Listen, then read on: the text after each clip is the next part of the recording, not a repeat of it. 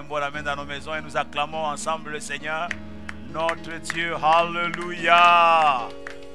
Alléluia. Bonne soirée à tout le monde et un bon moment. Nous sommes déjà depuis plusieurs minutes dans la présence du Seigneur en train de prier et clôturer ces grands programmes, les 3 soirées pour déclencher le nouveau départ dans cette deuxième partie de l'année, ce deuxième semestre de l'année 2020. Nous voulons clôturer aujourd'hui avec ce sous-thème: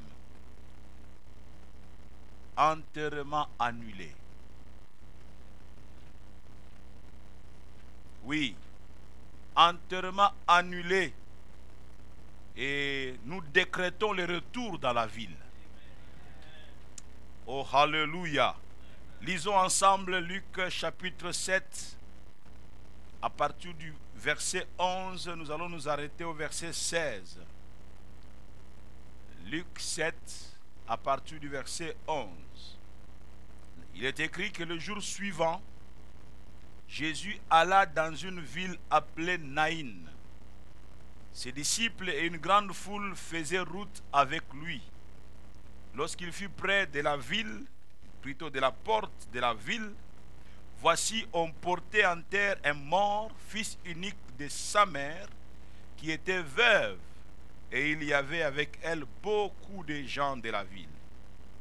Le Seigneur, l'ayant vu, fut ému de compassion pour elle et lui dit: ne pleure pas. Il s'approcha et toucha le cercueil. Ceux qui le portaient s'arrêtèrent. Il dit: jeune homme, je te le dis, lève-toi. Et le mort s'assit et se mit à parler. Jésus le rendit à sa mère. Tous furent saisis de crainte et ils glorifiaient Dieu, disant: un grand prophète a paru parmi nous et Dieu a visité son peuple. Amen. Et Dieu a visité son peuple. Dieu est un Dieu de visitation. Amen. Notre Dieu est un Dieu qui ne se fatigue pas de visiter son peuple.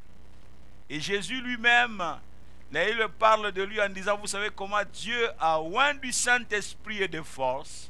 C'est Jésus de Nazareth qui allait de lieu en lieu, faisant du bien et guérissant tous ceux qui étaient sous l'empire du diable. C'est un voyageur. Il ne se déplace pas par hasard, il se déplace avec un but. Il se déplace parce qu'il y a un besoin, et nous allons le voir aussi dans cette intervention ce soir.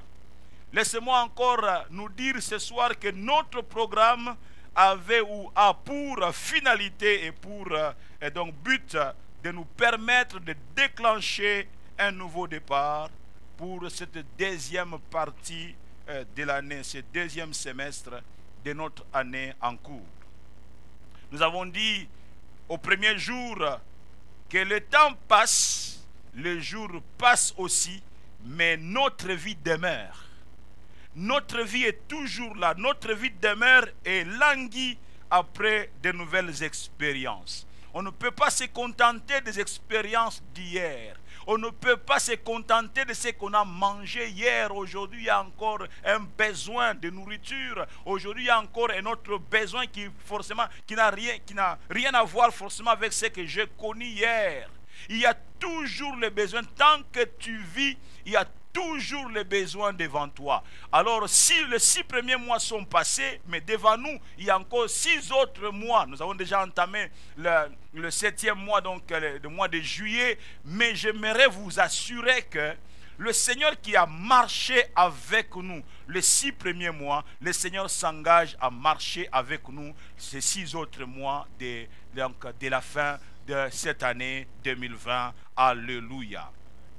Autant les jours se succèdent, bien-aimés dans le Seigneur, et ne se ressemblent pas, autant les défis d'aujourd'hui n'ont rien à voir avec ceux que tu as connus hier. Il y a d'autres défis aujourd'hui. Et nous bénissons le Seigneur, notre Dieu, de ce que s'il a marché avec nous hier, il sait marcher encore avec nous aujourd'hui. Que Dieu soit béni, que Dieu soit glorifié. Alléluia. Nous avons intitulé donc notre intervention de ce soir, l'enterrement annulé. Nous sommes en train, au fait, de décréter, nous sommes en train de déclarer que le retour dans la ville s'impose. Alléluia. Oh, alléluia. Le retour dans la ville s'impose. Alors nous allons aborder notre sujet, notre message en deux grands points.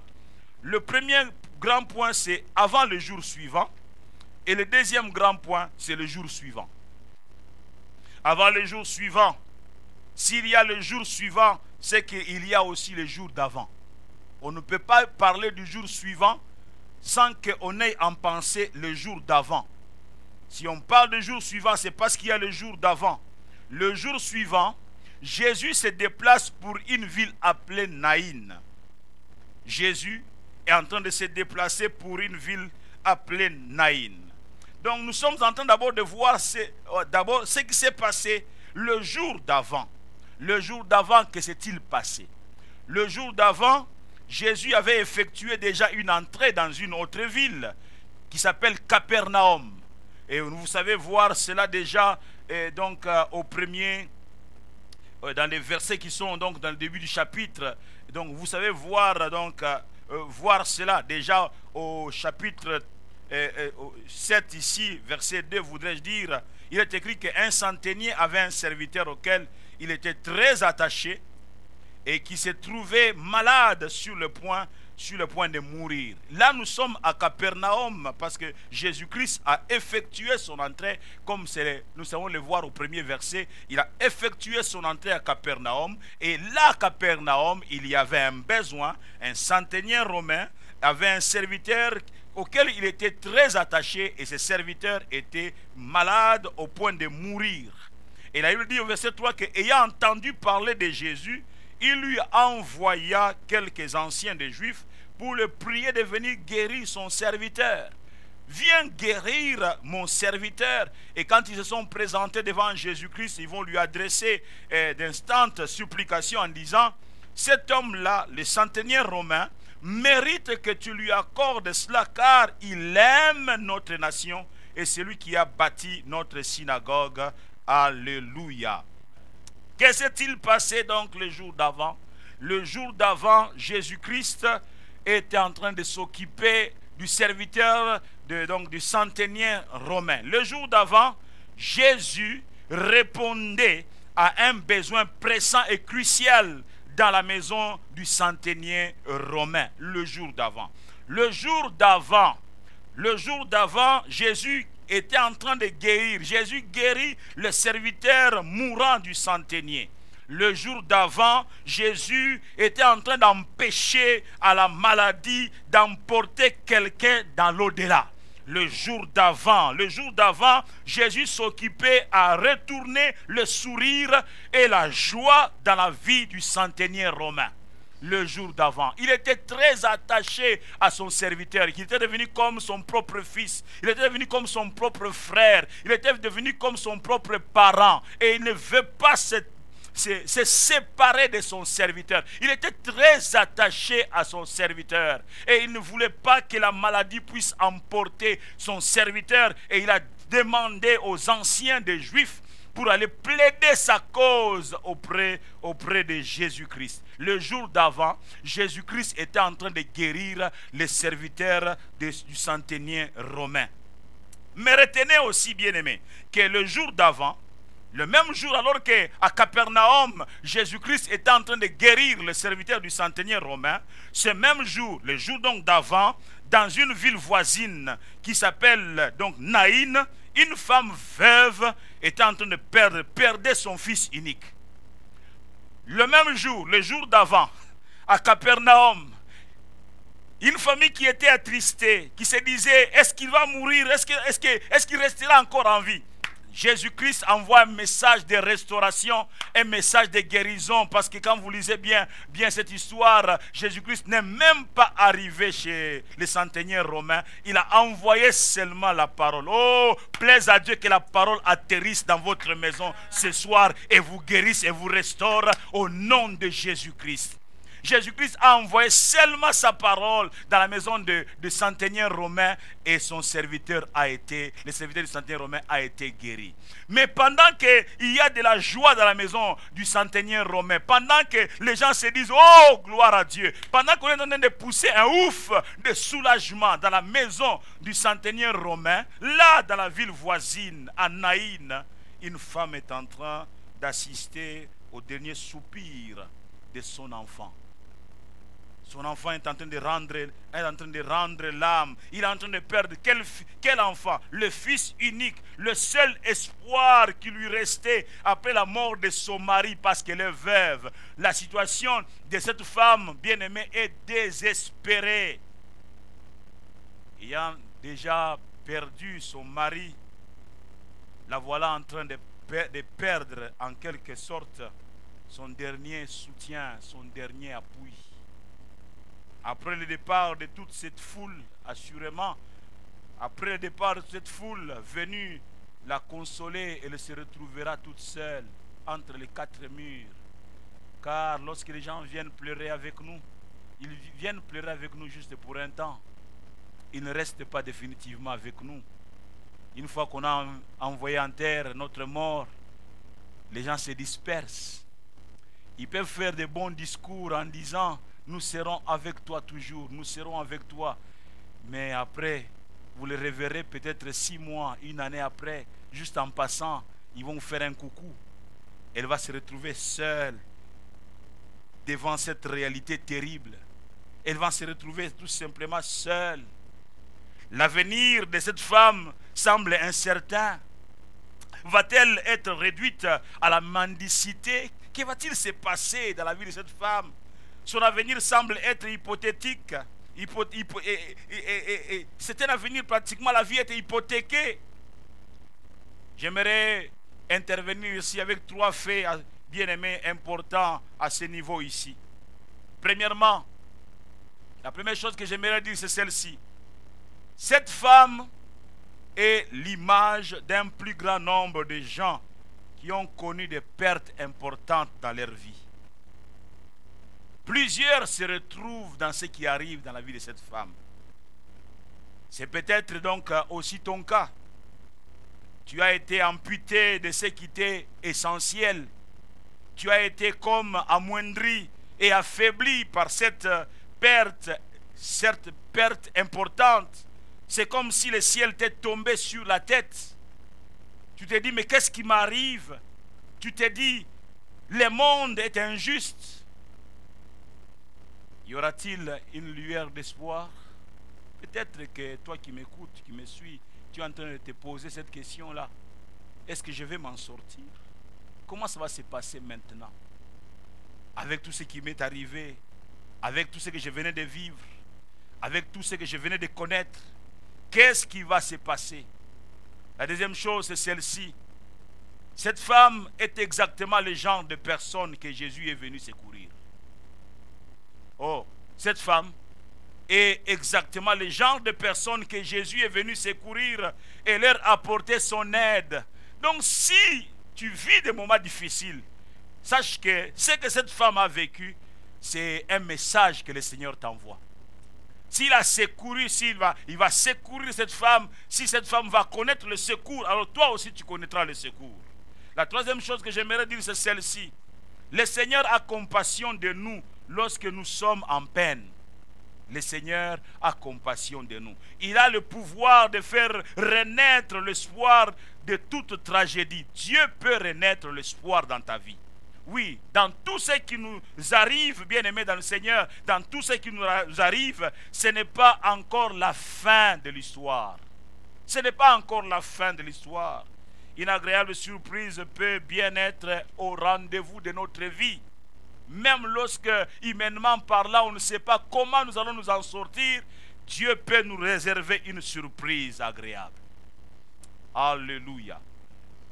le jour d'avant, le fils, que dis-je, le serviteur du centenier est guéri. Les jours d'avant, une femme à Naïn était en train de perdre son fils. Alors, qui est-ce qui est arrivé le jour suivant?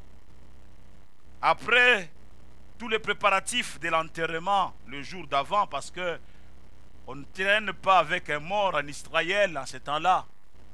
Il faut tout de suite, le jour suivant, aller enterrer. Les gens ont eu pitié de cette femme.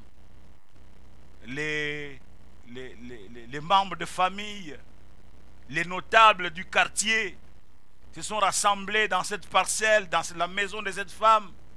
Et l'on commençait, on était affairés à faire le programme, que peut-être des cotisations à gauche et à droite. Il faut apprêter l'enterrement du jour suivant. Tout un programme est en train d'être mis sur pied. Et quel programme? Et quel projet? L'enterrement du fils unique de cette veuve. Les jours d'avant. Et je me réjouis de ce qu'ils ne sont pas les seuls à planifier sur la vie de cet enfant. Ah, je me réjouis pour cela. Ils ne sont pas les seuls à planifier. Ici, on est affairé à préparer l'enterrement, mais là, à Capernaum, quelqu'un est alerté en disant, il faut que je fasse le voyage de Naïn. Lui aussi est en train de préparer, est en train de planifier sur la même personne. On prépare l'enterrement, lui dit, je prépare la résurrection. Ah, bien-aimé dans le Seigneur. Il est en train de préparer l'enterrement en disant que ça n'est fini. Lui dit, ce n'est pas encore fini avec ce jeune homme-là. Ce n'est pas encore fini avec cet enfant-là. Moi, j'irai parce qu'il doit retourner dans la ville, ce jeune homme-là. Bien-aimé dans le Seigneur. Le jour suivant, le jour même, il y a tout un cortège qui est en train de sortir de la ville de Naïn pour aller enterrer. Mais de l'autre côté de Capernaum, la ville voisine, vient aussi un autre cortège avec un autre programme, le programme de la vie. Ceux qui sortent avec le programme de la mort. Mais celui qui est en train de venir avec ses disciples, lui, il vient avec le programme de la vie. Ne t'en fais pas. Même si aujourd'hui, tout ce qui compte, ce qui se passe dans ta vie, c'est la mort, mais de l'autre côté, il vient un cortège qui a programmé la vie dans ta vie. La première chose, je vais dire trois choses ici importantes. La première chose que j'aimerais dire, c'est celle-ci. D'abord, avant de dire la première chose, c'est de vous dire tout simplement que Naïn a un sens, a une signification merveilleuse. Naïn veut dire beauté agréable. Vous vous rendez compte? Mais dans beauté agréable, quelque part, quelqu'un est en train de pleurer. Dans beauté agréable, il y a une femme qui est brisée. C'est pour dire que même les meilleurs endroits possibles ont leur lot de douleurs. Ont leur lot de douleurs. Et chez nous, à Kinshasa, on dit que Ndao Kitoko, dans beauté agréable, dans Naïn, une femme est en deuil. Une femme est en train de pleurer. Donc la première chose, c'est celle-ci. Jésus, bien-aimé, prend l'initiative d'aller vers cette femme en détresse. Il n'y a pas eu une demande. Il n'y a pas eu... on n'a pas envoyé une ambassade pour aller chercher Jésus, non. Mais Jésus est lui qui initie ces déplacements. Il prend l'initiative d'aller vers cette femme en détresse. Jésus est ému de compassion. Ému de compassion, il est toujours proche de ceux qui souffrent. Si tu souffres, le Seigneur est proche de toi. Alléluia. Le Seigneur est proche de ceux qui souffrent et il est toujours ému de compassion. La deuxième chose, c'est celle-ci. Vous allez voir ce que je suis en train de commenter au verset 13 de notre texte. La compassion du Seigneur n'est pas un vase vide. Non, la compassion du Seigneur n'est pas un contenu creux. La compassion du Seigneur. Les hommes peuvent compatir à ta douleur. Ils peuvent dire, oh yo, mawa, ça s'arrête là. Ils sont impuissants, ils ne peuvent rien faire. Mais Jésus-Christ ne vient pas pour s'asseoir à tes côtés et mettre aussi la main à la joue. Non. Jésus-Christ ne vient pas là pour te dire yo mawaki, vraiment mokili, donc mawate. Non, Jésus-Christ, quand il vient, sa compassion est active. Oh, alléluia. Il veut compatir et il veut donc actionner sa compassion. Il dit à la femme, ne pleure pas. Pourquoi dit-il ne pleure pas? Ne pleure pas car ton deuil est fini. Ne pleure pas car ton deuil est fini. Et ne peut te dire, ne pleure pas, que celui qui a la capacité d'enlever ce qui occasionne ton deuil. Tout le monde ne peut pas te dire ça, ne pleure pas, non. Au contraire, on dit laisse-le pleurer, laisse-la pleurer. Il faut qu'elle fasse son deuil aujourd'hui. Mais Jésus-Christ ne vient pas t'aider à faire ton deuil. Non. Le Seigneur dit, ne pleure pas car le deuil est fini. Et je disais que ne peut te dire, ne pleure pas, que celui qui a la capacité d'enlever ce qui occasionne ton deuil. Troisième chose. Le Seigneur s'approche et touche le cercueil. Probablement pour arrêter la procession, pour arrêter le processus de l'enterrement. Il va toucher le cercueil et la Bible dit que ceux qui transportaient le cercueil s'arrêtèrent. Il les a bloqués net. Oh, plaise à Dieu que le Seigneur puisse bloquer net ceux qui en veulent à ta vie. Ceux qui ont comme mission de t'amener jusqu'à la tombe, qu'il les arrête net. Au programme, comme je le disais, ils avaient comme programme l'enterrement. Au programme de la journée, c'est l'enterrement. Alors sachez dès maintenant que l'enterrement n'aura plus lieu. Alléluia. Avec l'arrivée du Seigneur, l'enterrement n'aura plus lieu. Il a été tout simplement révoqué. Oh, que Dieu puisse révoquer l'enterrement dans la vie de quelqu'un. L'enterrement a été révoqué. Écoutez, peuple de Dieu, vous n'êtes pas de la race de ceux qu'on enterre dans la précipitation. Non, non, non, non. Les gens n'ont pas le droit d'être enterrés dans la précipitation. On doit te sortir de la liste des gens qu'on doit enterrer. On doit te sortir de la liste. L'enterrement ou résurrection, qu'est-ce qui va arriver? Qu'est-ce qui va arriver? Enterrement ou résurrection, mort ou vie? Que va-t-il arriver dans cette journée où tout a été planifié? On a planifié la mort. Quand vous lisez aussi notre histoire dans 2 Rois 13, verset 20, verset 21, c'est l'histoire d'Élisée qui était mort, qui a été enterré. Et l'année suivante, des troupes de Moabites pénétrèrent dans le pays. On a déjà enterré Élisée depuis plus d'une année.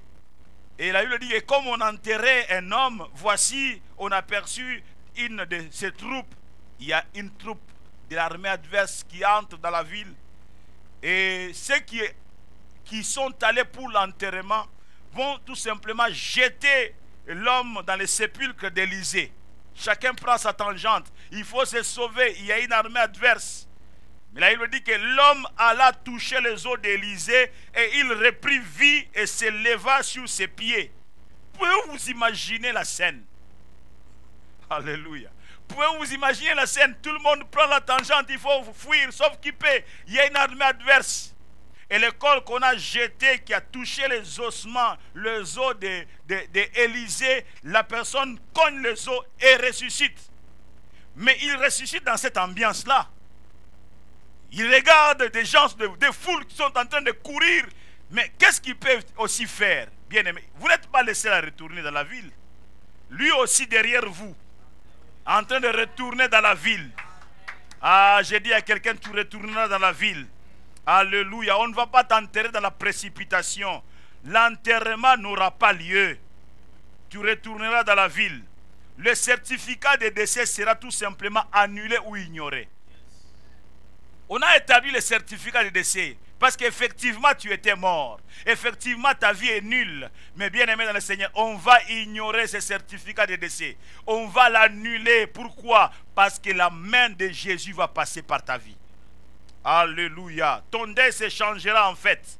Ton deuil va se changer en joie. Le cortège de douleurs et de pleurs reviendra dans la ville avec des chants et des cris de réjouissance. Pourquoi?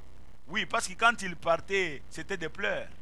Mais ceux qui sont restés préparer la nourriture pour pouvoir disperser les gens au deuil vont entendre un autre cri, un autre message. Mais des joies. Mais qu'est-ce qui se passe? Sur la même avenue, d'autres sont en train de pleurer et d'autres se réjouissent. Est-ce qu'on ne pouvait pas, disons, ajourner la fête? Non, ce ne sont pas des voisins. Ces chants de réjouissance là, c'est chez vous. Votre deuil va se changer en allégresse. Dieu est capable de le faire. Jésus-Christ a ressuscité. Je reviens à notre histoire. Il a ressuscité le fils de cette veuve de Naïn et il l'a remis entre ses mains.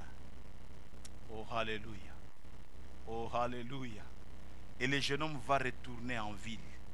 Je prie le Seigneur qu'en cette deuxième partie de l'année, tu puisses retourner dans la ville. Tu puisses retourner à ton activité. Que ton deuil se change en fête. Alléluia. Retourne dans la ville. Reviens à ton activité. Repars sur des bases nouvelles. Quelqu'un doit réveiller son entreprise. Oh, je disais que quelqu'un doit réveiller son entreprise. Quelqu'un doit entrer dans une nouvelle phase de sa vie. Oh, je prie qu'avec cette deuxième partie de l'année, toi aussi tu puisses entrer dans une nouvelle phase de ta vie. Dieu va faire avec toi une chose nouvelle que tu n'as pas connue, qui n'est pas encore arrivée, mais sur le point d'arriver. Quelqu'un doit ressusciter, sortir de là où il a été enterré. Oh, tu reviendras de là où tu as été envoyé à la mort. Tout le monde se dit, plus rien ne viendra de lui. Et mais tiens, ils seront surpris, car de là, tu reviendras, tu retourneras à ton activité. Ah, puisses-tu réussir là où tu as échoué hier. Puisses-tu vivre là où tu étais mort hier. Puisses-tu revenir à ton activité. Puisses-tu, dans cette deuxième partie de l'année, expérimenter ce que tu n'as jamais expérimenté. Si il a ramené ce jeune homme à la vie, et si cet homme qui était mort, qu'on a jeté comme par hasard, comme ça, il a cogné les ossements d'Élisée et est revenu à la vie, j'aimerais te dire qu'il y a un miracle. Un miracle pour toi. Ne doute pas. Crois et attends-toi au Seigneur. Quelque chose est en train de se passer. Quelque chose est en train de se passer. Dis Seigneur, je me donne et je m'attends à toi. Seigneur, je m'abandonne entre tes mains. Seigneur, que je puisse retourner aussi. Seigneur notre Dieu, que je retourne aussi. J'étais comme un mort. C'était comme si c'était déjà fini. Il n'y avait plus rien à attendre dans ma vie. Seigneur, touche-moi aussi. Et que je puisse retourner dans mes activités. Alléluia. Quelque chose va revenir à la vie. Ce qui est mort en toi va revenir à la vie. Ce qui est mort en toi va revenir à la vie. Ce qui est mort en toi va revenir à la vie. Ce qui est mort en toi va revenir à la vie. Au nom de Jésus-Christ.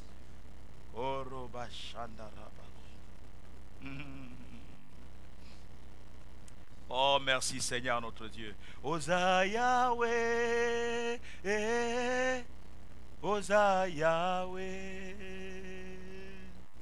Osa Yahweh, Osa Yahweh, Osa Yahweh, Alpha et Omega. Chantons-le ensemble, chantons ensemble ces cantiques, amen. Yahweh, Alpha